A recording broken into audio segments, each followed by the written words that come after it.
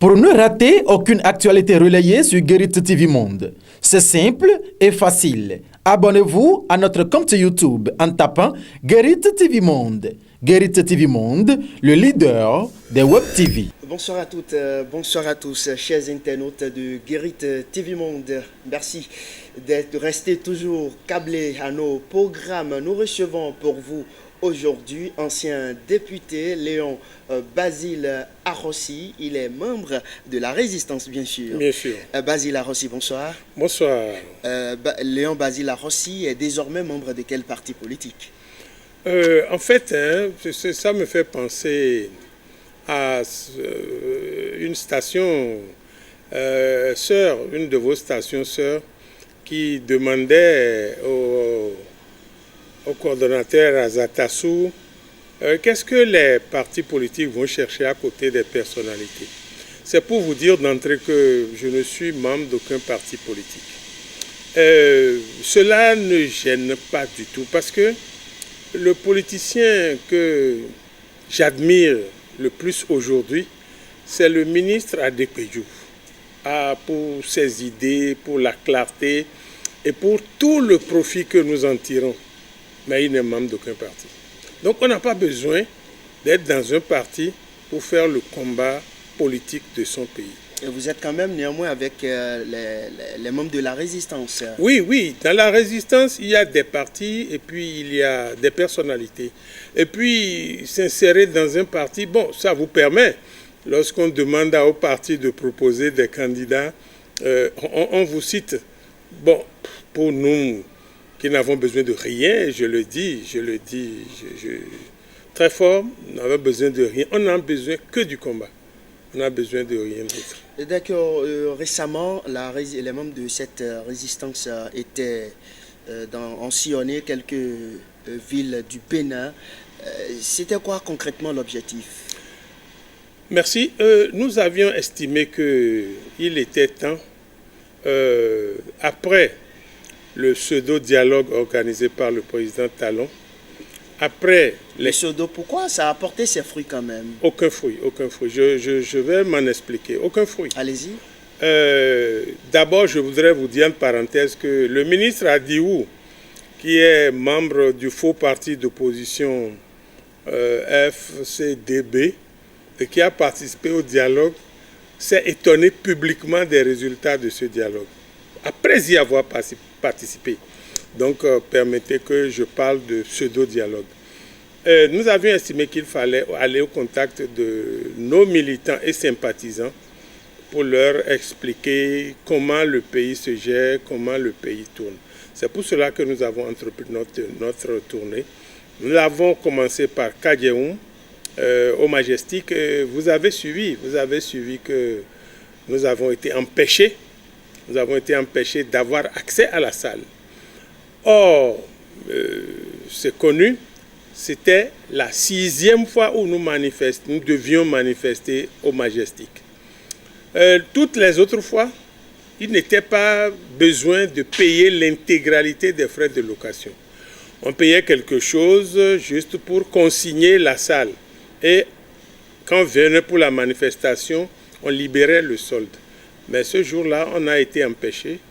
Nous avons voulu savoir ce qui est arrivé. Le propriétaire des lieux nous a dit, en tout cas, votre manifestation ne peut plus avoir lieu chez moi. Je ne peux pas vous en dire plus. Cela ne nous a pas empêchés. On a tenu notre meeting dans la rue de Majestic et il a été un succès. Nous avions programmé ensuite Parakou, Abomey, et revenir à Cotonou faire le point. Nous sommes arrivés à Parakou, c'était le même scénario. On a loué un endroit, on a mis les bâches, on a mis les chaises, on arrive, on voit la police devant qui nous dit « vous ne pouvez pas tenir parce qu'il y a des gens qui viennent prendre leur bière là ». Le propriétaire leur a demandé « mais c'est moi qui ai décidé que la résistance se réunisse sur mon espace. » Ils ont dit « jamais, impossible ». Et puis nous l'avons tenu au bord du goudron. Alors, le succès qu'on espérait a été doublé, triplé, quadruplé. Parce que, oui, je finis avec Parakou parce que c'était au bord de la route inter-État. Cela a fait que tous ceux qui venaient du Niger, tous ceux qui allaient au Niger, se sont arrêtés pour participer au meeting avec nous. C'était bien. Le lieu où l'opposition veut tenir son meeting, je fais juste face à l'école où le président Talon aurait fait ses études primaires et que ce n'était pas bon. Alors, je vais vous expliquer. On arrive et il y a une voie en construction qui passe devant l'endroit. On nous dit, ah, la voie est en construction, vous ne pouvez pas passer. On dit non, on laisse les véhicules, on va à pied. Ils ont dit non, même les piétons, ce n'est pas bon. J'avoue que les policiers ont été très courtois. Ce n'est pas bon. Mais pendant ce temps, tous les passants de Abomey passaient devant la maison. On a fermé, les bâches étaient installées, les chaises, on a fermé et puis on n'a pas pu. Mais quelqu'un nous a proposé un lieu où on a tenu notre meeting. Ça s'est bien passé, contrairement à ce que j'apprends. Ils n'ont pas pu se réunir à Abomey. Mais c'est faux. C'est faux. Nous avons tenu notre meeting à Abomey. Ça s'est très bien passé. Et après ça, vous êtes revenus? Nous sommes revenus à Cotonou. Bon, à Cotonou, les gens doivent avoir constaté qu'il n'y a pas eu l'affluence des grands jours. Pourquoi? Le dernier regroupement que nous avons tenu à Vidolé, ce n'était pas en fait un meeting comme les autres. Nous avons demandé à nos sections de Cotonou et environ de venir pour qu'on leur fasse le point de la tournée afin qu'elles aillent sur le terrain porter l'information. Donc ce n'était pas ouvert au grand public.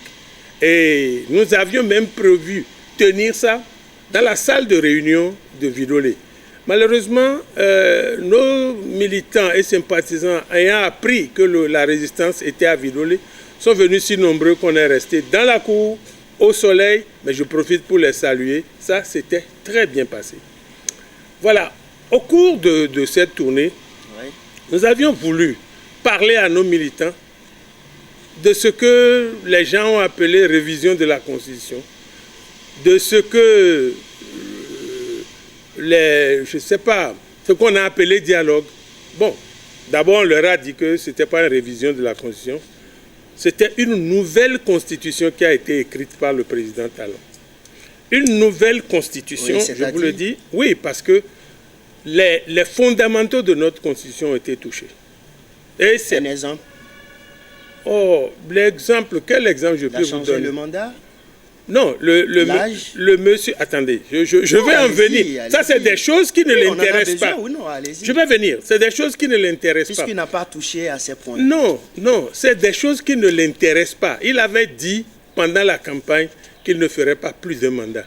S'il avait les possibilités, les conditions physiques, les conditions mentales, l'ambition de faire plus de mandats, il y aurait touché. Parce que, en fait, la Constitution n'a été que la transcription de ses désirs comme une volonté d'État. Le gouvernement de la rupture met dans la Constitution qu'elle peut aller prendre de l'argent où il veut, le dépenser comme il veut et rendre compte plus tard. Est-ce que ce n'est pas votre manière de comprendre ce qui est mis? Puisque, est-ce que vous ne voyez pas que certains députés exagèrent parfois? Non, ils exagèrent en faisant quoi? Le Parlement, les membres du Parlement exagèrent parfois. Si c'est la nation qui a choisi ceux-là pour aller exagérer, un individu ne peut pas les en empêcher. C'est qui l'individu? Le chef de l'État. Le chef de l'État n'est pas un individu. Non, enfin, je ne individue pas en termes. Je dis une personne. Je voulais dire une personne. Une personne. Voilà, bon, si le terme individu est inapproprié, je le retire. Je le retire. Je n'ai pas d'animosité personnelle. Je le retire. Mais lorsque le peuple estime que c'est telle personne qui doit aller débattre de ses problèmes, il n'est pas indiqué qu'une seule personne se lève, parce que ce débat est revenu toutes les fois qu'il a tenté de réviser pendant la 7e législature. Ça n'a pas marché. Et puis, aujourd'hui, la Constitution révisée ou nouvellement écrite, où est-elle? Je ne sais pas si vous, de la presse, vous en avez copie. On cherche désespérément la copie de la Constitution. Cela veut dire que ce qui s'est passé, c'est juste un jeu entre copains. Non, c'est un jeu. Honorable, vous reprochez quoi à cette constitution? Mais je ne la connais même pas. Je sais qu'on a touché beaucoup d'articles. Beaucoup d'articles. Je ne sais pas si c'est une centaine. Nous allons revenir sur ce débat très prochainement. Okay, vous aurez l'occasion de lire cette constitution. Il faut aider-moi à la retrouver. Aidez-moi à la retrouver. Nous allons nous allons parler de ça. Nous allons parler du dialogue. Vous savez, ceux qui ont participé au dialogue ont été surpris par les résultats. Je vous ai donné l'exemple du ministre Adibou qui est passé sur les antennes. Les décisions essentielles n'ont pas été abordées pendant ce dialogue. Et puis, le dialogue, ce n'est pas avec ceux qu'on parle tous les jours, c'est avec ceux avec qui on a des difficultés à parler. C'est ça qui est le dialogue. Vous avez quelles difficultés avec le pouvoir en place, par exemple? Mais il nous a interdit d'aller aux élections. C'est une difficulté. Il nous a interdit. Comment? Est-ce qu'il est le président de la Sénat? Il n'est pas le président de la Sénat. Est-ce que nous avons encore de Sénat? Bon, je dis qu'il a interdit parce que... Il faut plutôt accuser ces présidents d'institutions et non les chefs de l'État. Mais ce n'est pas au palais que les chefs d'institutions sont allés... Je viens. Sont allés dire que tel que les choses se passent, ce n'est pas bon, mais acceptons ça. C'est devant lui qu'ils sont allés le dire. Parce que, vous savez, depuis notre indépendance, bon, je ne suis pas vieux, mais je ne suis pas jeune. J'ai vu beaucoup de choses. Le sang n'a pas coulé malgré la dizaine ou la douzaine de coups d'État que notre pays a connus. C'est l'armée qui a tiré sur les gens. Ça ne s'est jamais produit dans notre pays. Ce n'est pas des choses qui sont bien. Et nous avons tenu à l'expliquer aux gens afin qu'ils n'oublient pas les orphelins et les victimes collatérales de ces événements-là. Nous avons parlé de ça. Et puis, nous avons expliqué des choses. Nous avons parlé... Vous savez désormais que les enseignants n'ont plus de carrière. C'est devenu aspirant au métier d'enseignant. Nous sommes allés demander à ceux qui ont été agréés, un aspirant, c'est comme ça qu'on les appelle, qui a le BAPES. Je crois que c'est leur diplôme professionnel le plus élevé, je crois. Il est à 125 000 francs par mois. Ça fait moins du 40e du salaire d'un préfet. C'est quoi aujourd'hui votre relation avec Sébastien Germain Adjavon? Le président Adjavon, je dirais que c'est un frère du pays. Il est du Mono, je suis du Mono. Nos relations sont restées bonnes. Nous n'avons pas eu la même lecture de la politique. Et ça s'est passé en douce. Je n'ai fait aucune déclaration sur un plateau. Ça s'est passé en douce. Mais je souhaite qu'il retrouve, et qu'il retrouve très bientôt son pays, parce qu'il nous manque. Est-ce qu'il vous appelle toujours? On s'appelle. On s'appelle, on se parle. On ne parle plus politique. Parce que il y a d'autres amis entre nous qui font qu'on ne peut pas ne pas se parler. Et puis, le président Germain Sébastien Adjavon va rentrer au pays. Si on ne se parle pas, ce n'est pas le jour où il va entrer qu'on va convoquer une séance de réconciliation. Non, on se parle, ça se passe bien. Il va rentrer au pays. La dernière partie de cette émission va s'intéresser au discours sur l'état de la nation prononcé vendredi dernier par le chef de l'État. Qu'est-ce que M. Léon Basile-Arrossi a pu retenir concrètement de ce discours du chef de l'État? Parce qu'il a abordé tous les secteurs. Oui. D'abord, j'ai constaté que le président Talon, qui d'habitude fait des discours de 10-15 minutes, a fait presque 1 heure. C'est une belle innovation, mais en même temps, j'ai remarqué qu'il est entré en campagne. Il est entré en campagne parce qu'il y a eu beaucoup d'annonces, beaucoup d'intentions. Et puis aller jusqu'à affirmer que la faim a reculé, non. Vous avez faim? Je n'ai pas faim, mais ceux qui ont faim deviennent plus nombreux. Qui sont ceux-là? Oh, la rue, vous connaissez. Aujourd'hui que les gens sont incapables d'envoyer leurs tomates vers le Nigeria. Nécessairement, ils ont faim. Ceux qui ne font que ça pour vivre, ils ont faim. La faim a grandi, la faim occupe plus d'espace, il faut le dire. Est-ce que vous avez mené une étude par rapport à ça? On n'a même pas besoin de mener des études. C'est visible à l'œil. Faites un tour à la frontière, vous verrez ce qui se passe. Les paniers de tomates que nous achetons à 1 500 à 2 000 francs, on les achète aujourd'hui à 500 francs, à 600 francs. Et puis, vous ne pouvez pas me dire que les gens n'ont pas faim. Et puis, notre diplomatie. On a parlé du coton. Oui, On a parlé du coton. Mais le glyphosate qui est en train de tuer tout doucement la population. Le glyphosate est interdit d'utilisation au Togo tout près. On n'utilise plus le glyphosate.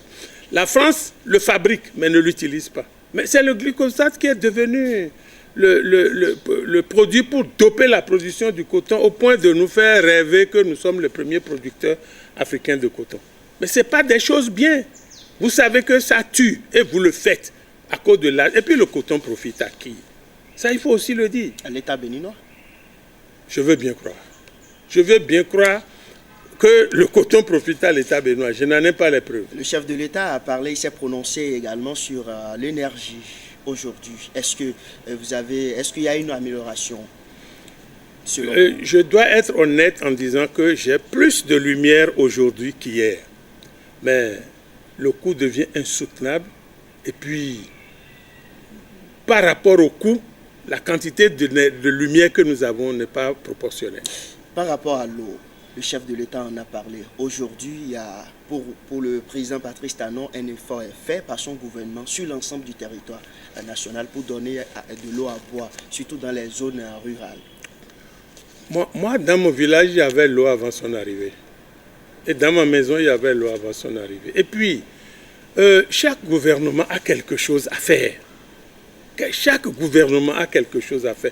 Ce n'est pas parce qu'il y a eu de l'eau par endroit qu'on va dire « Oura, c'est terminé, il lui faut les 20 ans comme ça se dit dans les coulisses ». Non, il y a eu de l'eau, c'est normal.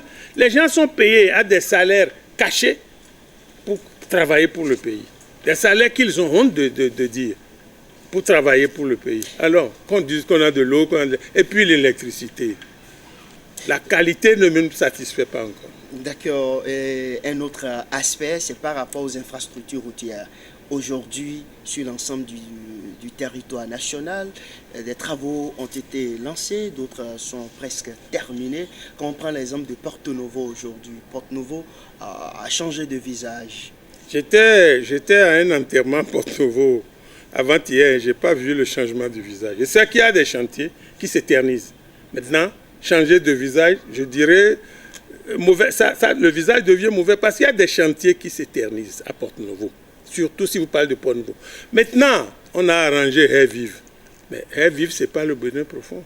Et puis, les autres n'ont pas...